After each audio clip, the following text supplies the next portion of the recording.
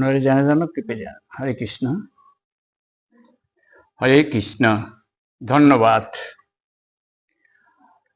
প্রথমেই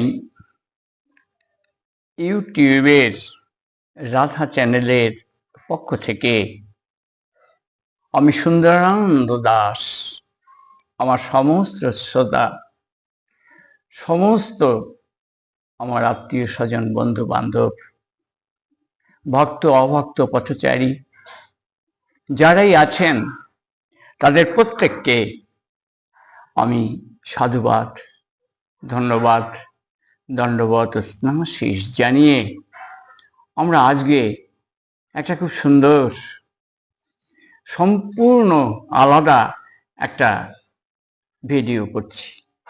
আশা করি আপনারা শুনবেন এবং শুনলে যদি একটু কায় মনোভাবকে যদি একটু নিজেকে প্রশ্ন করেন তাহলে দেখবেন যে এই ভিডিওটি মানুষের পক্ষে কতটা কার্যকরী।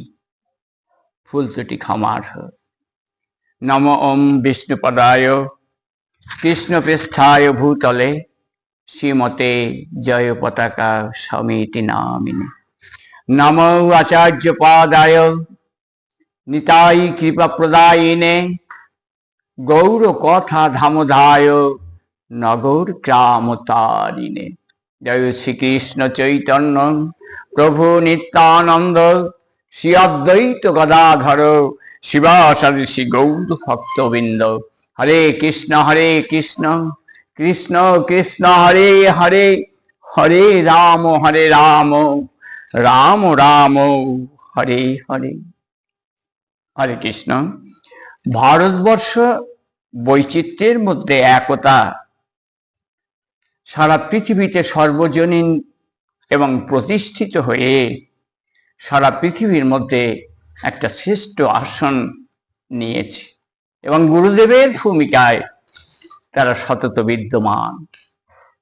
তাই সারা পৃথিবী যদি এইরকম যত দেশ আছে, প্রত্যেক দেশ যদি ভারতের মতন বৈচিত্র্যের মধ্যে একতা নিয়ে তাদের স্ব রাজত্ব, স্ব দেশ চালাতে পারে, তাইলে সেই পৃথিবী হবে স্বর্গ। সে আচ্ছা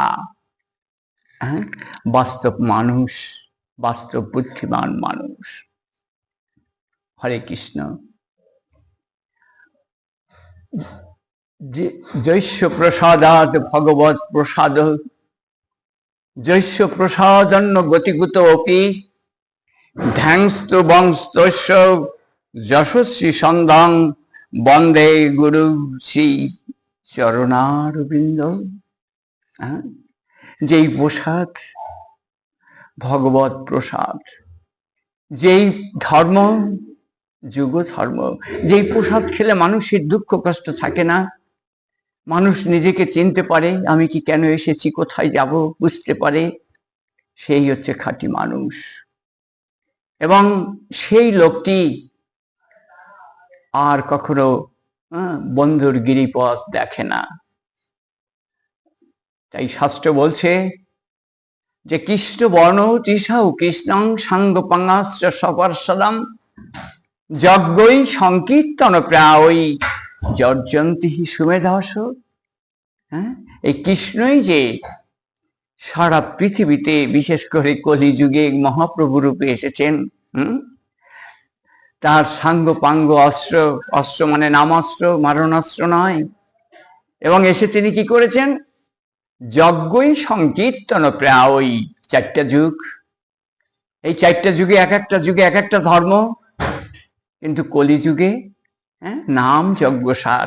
সেই নাম যজ্ঞের রূপ অস্ত্র তিনি সারা পৃথিবীতে প্রচার হবে বলে আশ্বাস দিয়ে গেছেন।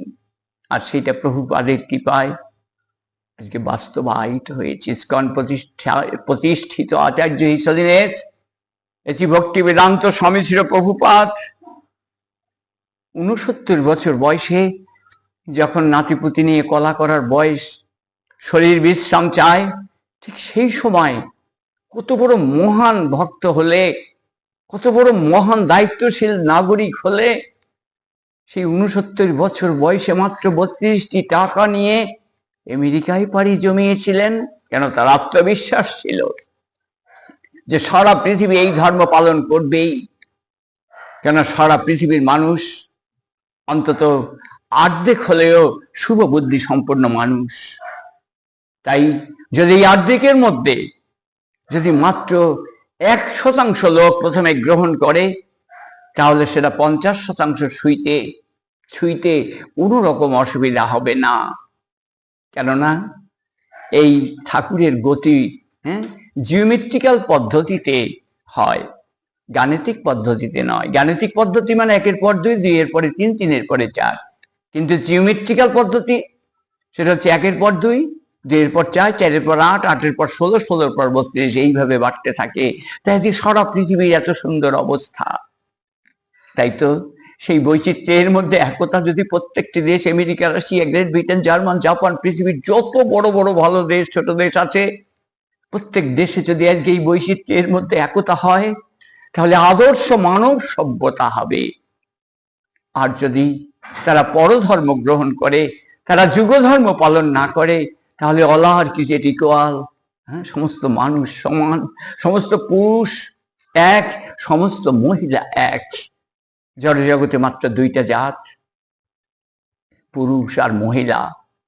আমাদের প্রত্যেকেই প্রত্যেকের তরে, সকলের তরে সকলে আমরা, প্রত্যেকে আমরা পরের তরে।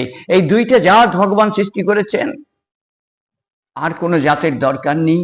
কিন্তু তারপরে যে ছোট ছোট জাতগুলি তৈরি হয়েছে, সেটা মানুষেরা তৈরি করেছেন মূলত তাদের সাম্প্রদায়িকতার জন্য। কিন্তু যদি আপনারা প্রশ্ন করেন যে এগুলি ভগবানের সৃষ্টি না, ভগবান 4টে বর্ণ সৃষ্টি করেছেন। চতুর্বর্ণময়া সৃষ্টাং গুণকর্ম বিভাগস, গুণ কর্মের দ্বারা এগুলি প্রতিষ্ঠিত হয়েছে। ব্রাহ্মণ, ক্ষত্রিয়, বৈশ্য, শূদ্র, এগুলো জাতগত নয়।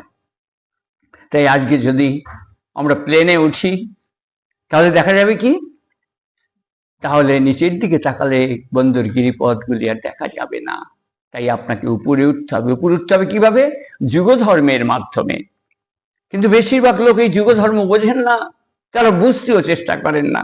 কেন? তাদের নিজ নিজ ধর্মগুলিকে তারা সবচাইতে বেশি প্রাধান্য দিয়ে তারা সেটা একবারও উপলব্ধি করে না যে আমার এই ধর্মটা কি যুগ ধর্ম উপযুক্ত না।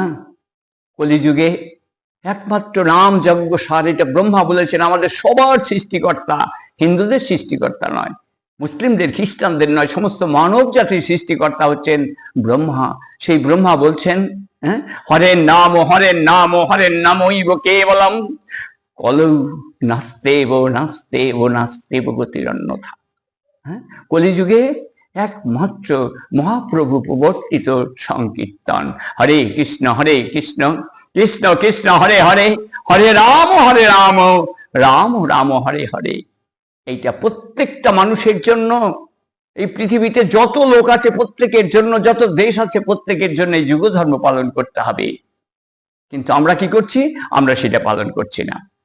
ফলশ্রুতি আজ সারা পৃথিবীর দিকে তাকালেই দেখা যায় পৃথিবী কত উত্তাল, মানুষের মধ্যে মানুষের কোনো মিল নেই। এইটা বড় সাংঘাতিক। মানব সভ্যতা ধ্বংস হওয়ার একটা পূর্বাভাস মাত্র। তাই আমরা যুগ ধর্ম পালন করব। এক জাত, সারা পৃথিবীতে হবে এক জাত, এক পথ এবং একই ধর্ম। এইটা যদি আমরা করতে পারি, তাহলে আমাদের মানব জীবন সার্থক।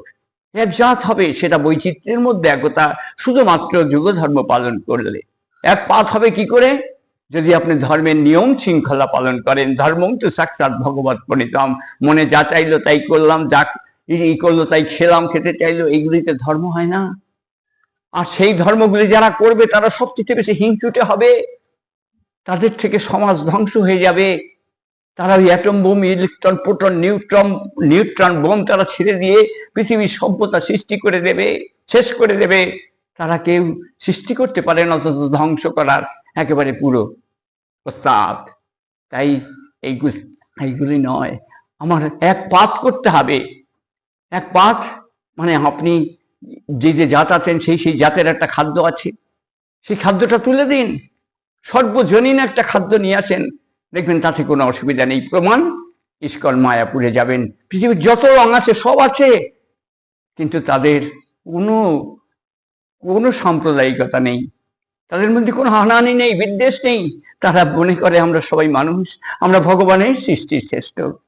তাই আমাদের উচিত হবে আমাদের সেই মানব সভ্যতার আলো, মানব সভ্যতাকে আরো এগিয়ে নিয়ে যাওয়ার জন্য সুশিক্ষিত সশিক্ষিত মানুষই তো সুশিক্ষিত, সেই সুশিক্ষিত হয়ে আসুন আমরা সবাই পৃথিবীতে যত 800 কোটি 850 কোটি যদি লোক থাকে, তাহলে সেই 850 কোটি লোকই আসুন আমরা যুগ ধর্ম পালন করি।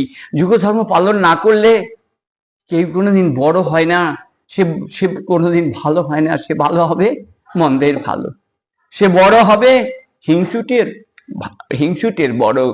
তাই এইরকম ভাবে নয়, আমরা মানুষ হচ্ছে সর্বশ্রেষ্ঠ জীব। 84 লক্ষ জনই, তার মধ্যে 80 লক্ষ জনই সর্বশ্রেষ্ঠ। 80 লক্ষ জনির ধরনের প্রজাতি রয়েছে, 80 লক্ষ জনই, তার মধ্যে 4 লক্ষ জনই মানব জীবন, মোট 84 লক্ষ, কিন্তু মানব জীবন সর্বশ্রেষ্ঠ। তাই সেই শ্রেষ্ঠতার আলোকে আমরা প্রত্যেকে শ্রেষ্ঠত্ব অর্জন করি যুগ ধর্মের মাধ্যমে। তাইলে আমাদের পৃথিবীতে থাকবে না কোনো বিভেদ, থাকবে না কোনো বৈষম্য, থাকবে না কোনো সাম্প্রদায়িকতা। আসুন আমরা এক ধর্মমত, এক প্রাণে চলে আমরা আদর্শ পৃথিবী তৈরি করি, যেটা স্বর্গের চাইতেও বড় হবে। দেব দেবতারা এখানে এসে তারা এখানে বসবাস করবেন। সেই পৃথিবী তৈরি করি, এই প্রার্থনা রেখে প্রত্যেককে আমার এই কথাগুলি একটু বিবেচনা করার জন্য প্রার্থনা করে পুনশ্চ দণ্ডবত নাসির ভালোবাসা জানিয়ে, এটা যদি একটু ভালো লাগে আপনাদের একটু সাবস্ক্রাইব করার জন্য প্রার্থনা রেখে আজকের এই নাতি দীর্ঘ প্রবচন এখানে ইতি টানছি। হরে কৃষ্ণ।